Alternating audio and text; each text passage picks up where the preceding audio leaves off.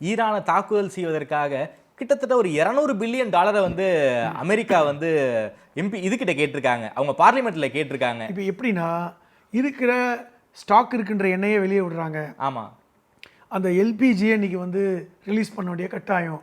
கடந்த 30-40 வருஷமாக இது வரைக்கும் ரிலீஸே பண்ணலை, அது ஒரு கட்டாயம். நீங்கள் சொல்கிற மாதிரி இன்றைக்கி ஃபண்டு கொடுக்க இன்றைக்கி வந்து அங்கே இருக்கின்ற அமெரிக்க காங்கிரஸ் கோவப்பட்டிருக்காங்க. அதே மாதிரி செனட்டர்ஸ் எல்லாம் கோவப்படுறாங்க. அமெரிக்க மக்கள் வந்து ரொம்ப கடும் கோவமாக இன்றைக்கி வந்து ட்ரம்ப் மேலே இருக்காங்க. இது ஒரு பக்கம்.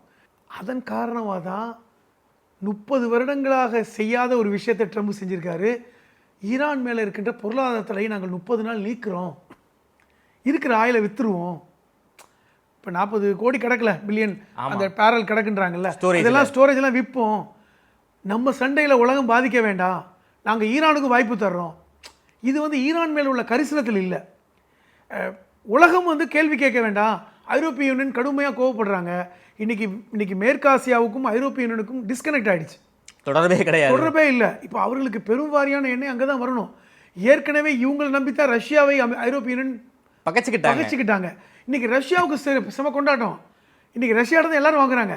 ரஷ்யா விலை ஏற்றிட்டாங்க, நமக்கு தான் இந்தியாவுக்கு விலை ஏற்றிட்டாங்க. ஏன்னா நீ ஏன் நான் என்கிட்ட தானே ஒழுங்காக வாங்கிட்டு இருந்தேன், அமெரிக்கா பேச்சை கேட்டு போனே இல்லை அப்படின்னு சொல்லிட்டே விலை ஏற்றி வச்சிருக்கான். ஆமாம், சரி நமக்கு டே மாப்பிள்ளை மச்சான்னு சொல்லி ஏதோ தெரியாமல் பண்ணிட்டோம் குடுறா அப்படின்னு நம்ம உரிமையாக கேட்குறோம்.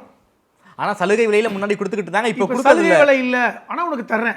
ஆனால் சலுகை விலை கிடையாது. அதே மாதிரி தான் ஈரானும், நான் உங்களை வந்து பகைச்சிக்கல, நீ ஹார்முஸ் வழியாக போ அப்படின்னு.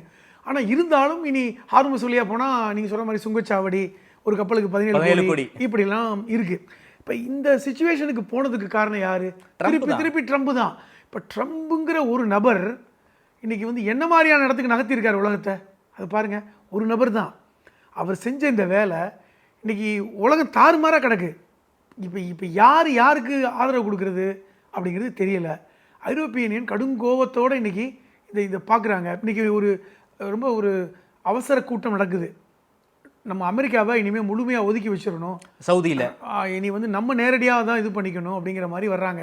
இந்த அரபு நாடுகள்லாம் ஒன்று சேர போகிறாங்க. அரபு நாடுகள் இன்றைக்கி பேசுகிறாங்க, ஏன் இப்படி ஒரு பிரச்சனை போயிட்டுருக்கு, இதுக்கு ஒரு முடிவு என்ன?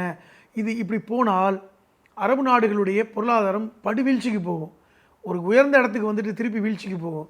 இன்றைக்கி உலக மக்களே இன்றைக்கி வந்து இவ்வளோ வளர்ச்சி என்பது ஒரு 10 வருஷத்துக்கு பின்னங்கி வளர்ச்சிக்கு போகணும். இந்த இடத்துக்கு நகர்ந்துருக்காங்க. அப்போ அமெரிக்காவுடைய உறவை கட் பண்ணிடலாமாங்கிற இடத்துக்கு இன்றைக்கி பேச்சுவார்த்தை போயிட்டு இருக்கு. ஓகே.